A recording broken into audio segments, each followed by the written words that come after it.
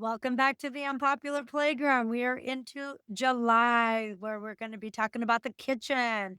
I'm Jenn Lin. Well, I'm Debbie. Nice to have you guys back with us again. I appreciate you joining us for our podcast and learning about how to become an adult the easy way. So, what we're going to discuss today is now you've got your place. We're going to go over some basic kitchen needs. When you're going out you have certain gadgets and you have to focus on the versatility and the ease of use. What I'm going to discuss right now is pantry basics. These are things that if you have them in your pantry, you're going to be able to fix meals and improvise. So the first we're going to start with is varieties of pasta. And now I say this in the pantry, but as somebody who's been, living a long time, keep your pasta, keep your rice in the refrigerator. It prevents those little mealy bugs that you see when you take pasta out after a while and you see those little brown spots. Those are Oh, mealy bugs. the Keep them in the weevil. fridge and you will not have to worry about those. You also want to have a variety of grains such as rice, lentils, quinoa, dried fruits, and canned beans, dried beans, things like this that you can pop together, rice and beans, and make a quesadilla. These are easy things that if you go, I didn't defrost anything, here's an easy meal and it's full of protein. You want to also have cans of tomato products such as tomato soup, tomato sauce, tomato paste, stewed tomatoes, diced tomatoes. You can throw those into anything and make up any kind of casserole because they're cans, they'll last a long time.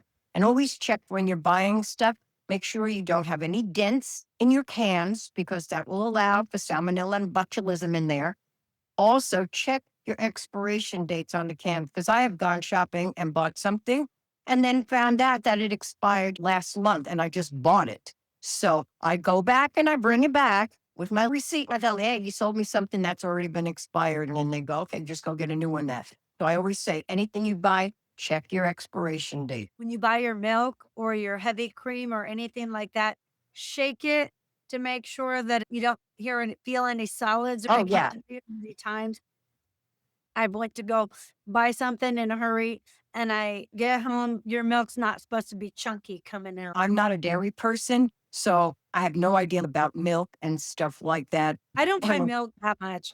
Another thing that I laugh at is I once said to my daughter, oh, I have eggs. She goes, Mama, how long have those eggs been in the refrigerator? I go, well, since the last house. She goes, Mama, eggs don't last for years. Throw them out. Isn't there an expiration date? I go, I didn't know eggs have an expiration date. She goes, throw the eggs out. She goes, you don't even eat eggs. Why you buy? I go, when the grandkids come over, she goes, Mama, I'll send them with eggs, okay? Some other things you want to have is dried fruits like raisins, cranberries, apricots, figs. These are good to throw in salads. They're also good when you want a snack. They're very healthy for you. Try and look for the low sugar ones. Peanut butter for sure. Can't go wrong. You have peanut butter and jelly in your cabinets and a loaf of bread you could eat for a month. When you're just starting out, sometimes that may be your meals. Also, cans of tuna fish. I always recommend I buy the humanely caught tuna. It's a little bit more expensive, but it's better. It's not all processed and it's in its own natural juice. So there's no oils or anything else. Just make sure it gets like the white tuna. The dark tuna is like gross.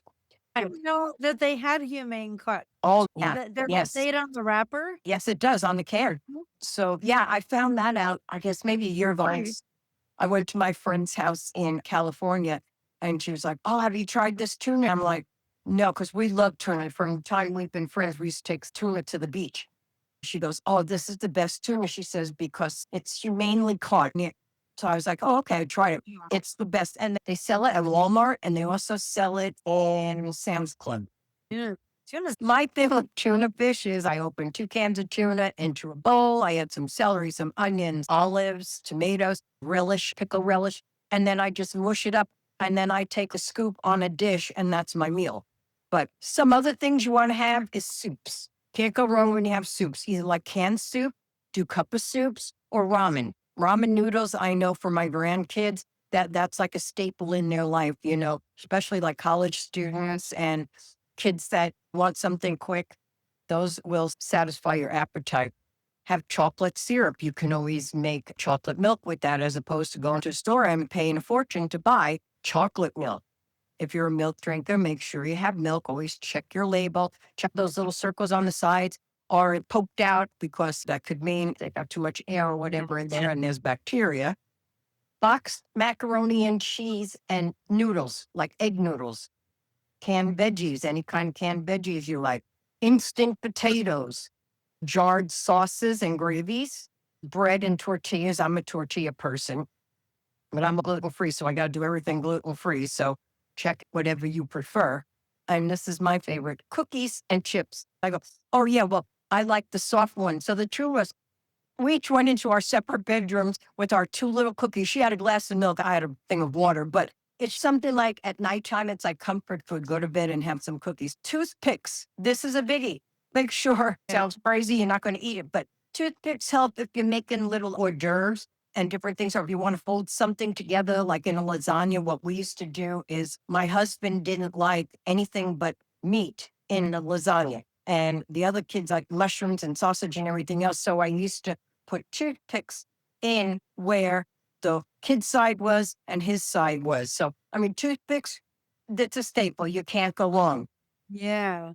Now, spices, this is a biggie. Onion powder, garlic powder, Italian seasoning, sea salt. I use the Himalayan sea salt and the pepper as well. Parsley, paprika, cinnamon, cayenne pepper, tahine, of course. Gotta have tahini. Salads and fruit. Basil, bay leaves, baking soda and baking powder, oregano, breadcrumbs. You need the breadcrumbs to keep everything together. And turmeric. Turmeric is very good. You can take it as a vitamin or you can cook it in your food and it's very good for your immune system. So that's a biggie. Make sure you have vegetable or olive oil or you can even do avocado oil. The high heat oils that you can use that are healthiest are coconut oil and avocado oil. And then the low heat one is the olive oil that you can use. And you can also mix that with your pasta. Doesn't have Yes. to be at all.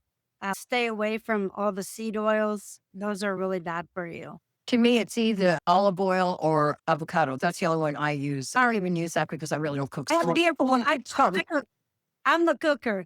Oh, Definitely. You can use avocado oil and coconut oil or uh-huh. even lard, like real lard. My grandma does it all the time. Remember those old Folgers cans, the metal coffee cans? My grandma, when you make your bacon, you can save the bacon grease. She would always save the bacon grease in those coffee cans, keep it right on the stove, and you can cook with that grease. It never goes bad. As long as it's filtered out, you filter all the particles out, you can reuse that grease. You can use it to fry your eggs or to fry anything in it fat. And that's where the flavor's at. And then you're not having those chemical products that have been processed, like the canola oil, seed oil. They use a lot of that stuff and it's so processed to take out the bad smell. A lot of times it's no different from the things that they put in the tractors to power the tractors and power the machinery. All they do is process it enough and take the smell out, and they put it inside those bottles for you to cook with. So you just want to stay away from the seed oils. I agree 100%. Don't get me wrong, people. I used to cook. I raised a daughter, but the minute my daughter started going to high school and my husband was working, we had our own business and he was close to home and I was working and I was also a student. I was like, that's it. I'm done. Here's all the cookbooks. You decide what you want to eat. I'll do the grocery shopping because you guys don't know what to buy. I don't cook as much as I used to cook before. Plus, my capacity for eating has never been a whole lot. One reason why I would cook extra is because I had all males in my household. I had my son and his dad.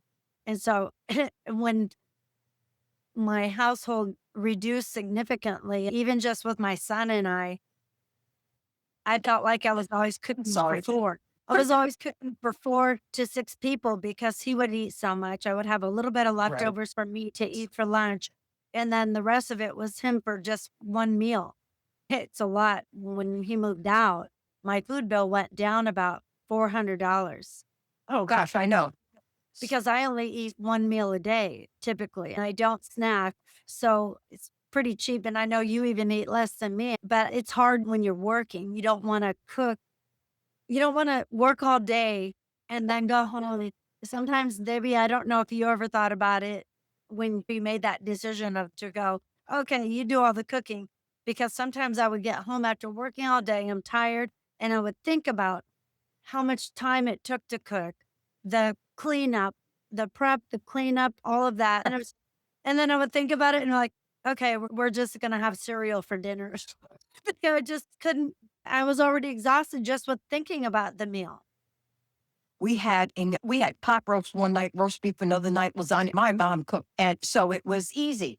Now, my thing is, I don't eat. So when I'm cooking, to me, it's like I feel like I'm doing slave labor because I'm there and I'm cooking and doing all this. And now they all sit down to eat. And this would happen during Thanksgiving too. I do the whole dang meal.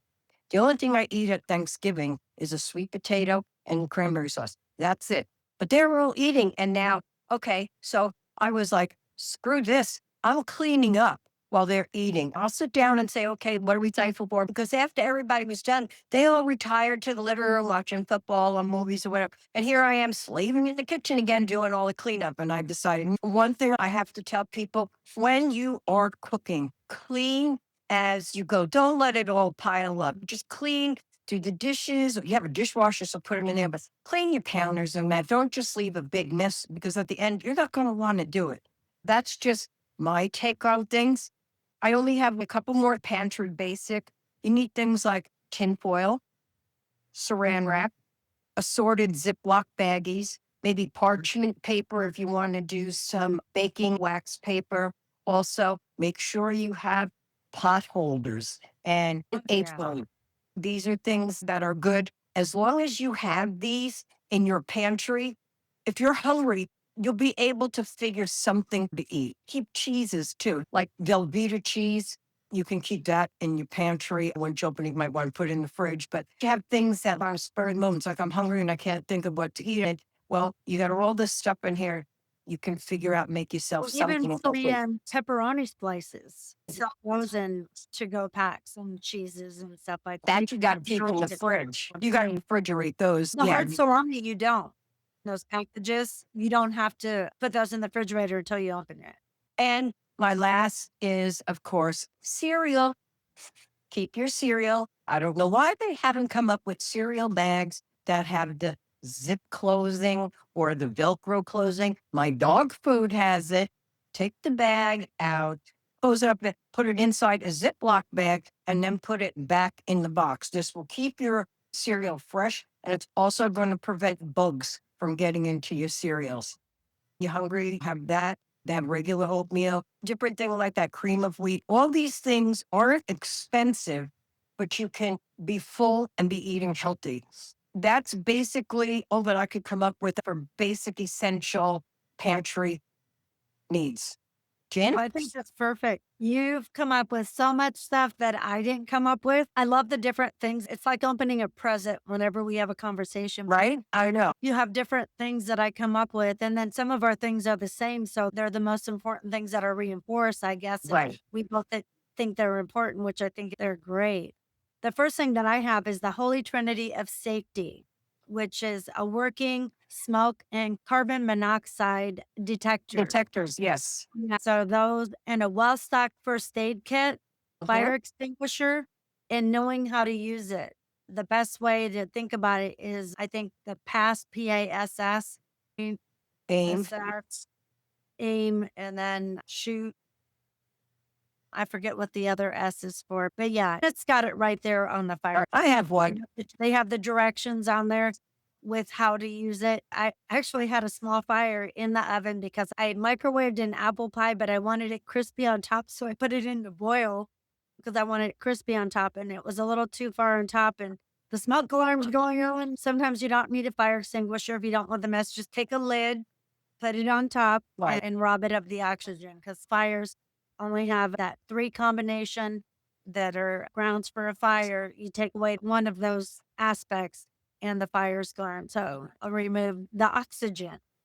And also make sure, learn the differences in how to put out different fires. You got a grease fire, you've got other fires, certain things you don't want to throw water on, and certain things you don't want to be doing a fire extinguisher on. So before you do anything, years ago when I was first married, I had friends that were fire department people, and they gave me a list of things like how to control a grease fire, how to control an electrical fire in your kitchen. And these are good to know because if you go and throw water on a grease fire, it's going to blow up in your face. So make that you know the differences and how to take care of them. And I believe they're categorized A, B, and C. And some of them, the average fire extinguisher, I think they're listed as ABC. They cover generally all of the fires. But then you can have the special one. Usually the commercial places like restaurants will have the specialty ones because they're dealing with those things. But for the average house fire, you just don't expect it. It's like, whoa, where did that come from? And yeah, it's a foundation of confidence and crisis prevention, and then how to deal with it. The holy trinity of safety. And then the four core tools that you want to have: a chef's knife, a paring knife, a serrated bread knife, and a good pair of kitchen shears. But Your kitchen. these I have in my basic kitchen needs, not the Oh, pantry. I I'm just saying, I have all of that. and Debbie will cover all of those.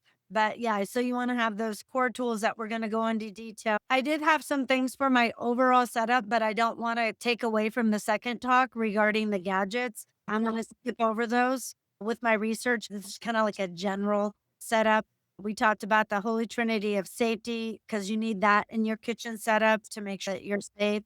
And then I had the flavor foundation pantry or whatever. We already talked about olive oil, the salt, pepper, the few dried herbs, oregano, thyme, garlic, onions, canned tomatoes. You covered all of that. Everything. You had everything, the same things that I had. Oh, good. See, we think alike. The essential building blocks for endless affordable meals. Right. And then the prep zone, we're going to go into that in our third talk. Right. But you definitely want to make sure that you control your it's you when you're getting ready to cook, keep in mind the heat level with what you're cooking. Some things are meant for high heat, low heat, and the essentials because basically a big chemistry lab. Yep, I Cooking. agree. So you want to keep these things in mind so you don't burn your food or you don't have food that's undercooked, which can also be really bad. And then we discuss, I also had the clean as you go, implement that commandment. That's the 11th commandment, I would say. Clean as you go, the ultimate life hack for mental peace. A chaotic kitchen kills motivation, at least for me. And then you can use downtime as you're cooking to clean up in between. I know some people that are near and dear to me. I hate cooking with them because they never clean as they go. And it's one big hot mess, dishes piled everywhere. It's just a big mess. Just don't do it. Clean as you go. Because when you're done eating, then you have a Right. nice clean I'm here. and that hack your space with smart, cheap storage. You can use the holders to hold your knives to make it nice and accessible. You can get like Right. plus drawers, those little spin dollies for your spices. And another thing, what I saw people do is they get those kitchen rods and put those in the pantry and they use clips like those things that hold your skirts. Put those in there and hold their cereal things. They'll clip their chips on there. Oh, that's And cool. just so many different things. And we'll definitely be making little video shorts with visuals so that you can see what we're talking about.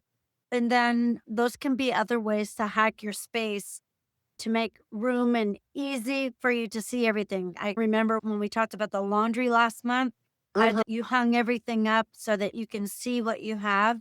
Right. And the idea in your pantry and in your kitchen so that you can see all of your food, all of your things so that number one, it doesn't expire. You can easily see all your expired because if you have everything just in there, you don't know what food you have. If it's all just shoved in there, you don't know what food you have. And then by the time you find it, it could be expired. Well, and if you do have the same vegetables together, implement a first in, first out.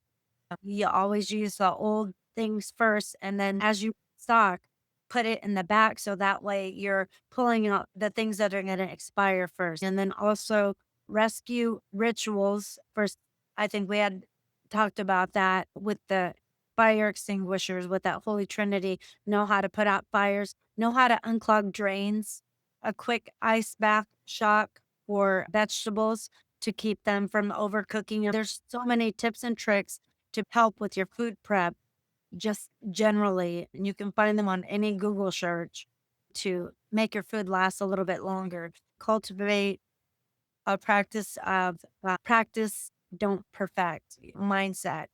This is the most psychological point. We don't want to burn our grilled cheese sandwiches, oversalt our soup.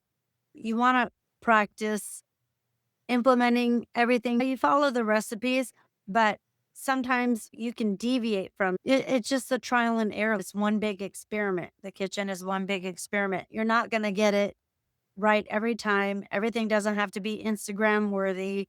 You'll get better as you go along. Right. That's the whole point. That's all I have for this. I only had one other thing, another basic essential need for your pantry: napkins and paper towels. Like also kitchen towels, paper Like, plates. well, sometimes you just don't want to do dishes. And if you're by yourself, you can buy paper plates. They last for a long time. You get a whole bunch in the package. Use them sparingly. Don't use one for one item or whatever. To be making a meal and put on a paper plate. I don't do dishes either. I'm not your Susie Homemaker, Betty Crocker lady. I would say even for your refrigerator, have a little thing of baking soda in your refrigerator. It'll keep everything fresh in your freezer and your refrigerator. And your microwave. Yeah. One in your microwave as well. Oh, and when you're cooking in the microwave, I would always recommend having a glass of water in there just in case your microwave turns on accidentally, because you do not want your microwave turned on with nothing in it. Don't put aluminum foil inside your microwave. Inside the microwave will cause it to spark and you can destroy your microwave, hurt yourself. And then It'll burn the house down.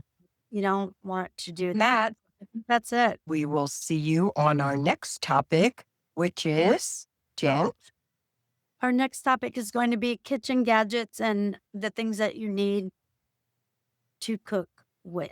Will make your life much easier. Tell us your favorite thing that you learned from this and what you're going to do for your kitchen setup. What do you think your most essential kitchen setup are you going to put in that maybe we didn't add, we didn't think of? Make sure to subscribe. Remember, people, we're addressing the general public and that, but also there's people of different ethnicities that have different needs in the kitchen than we do, and we wouldn't be privy to that information. So if you can come up with something that you might use in your kitchen that the typical down-home American is not going to use because we don't cook ethnic foods, please let us know, because this will help other people too in preparing their kitchens. So we will see you in the next episode. Stay curious. Bye. Follow us here, the Unpopular Playground. Make sure to share this with your young adult and high school friends. Don't forget you can reach out to us direct on Insta at Unpopular Playground 1791 with your questions, or even just to say hi. Stay curious and see you next episode.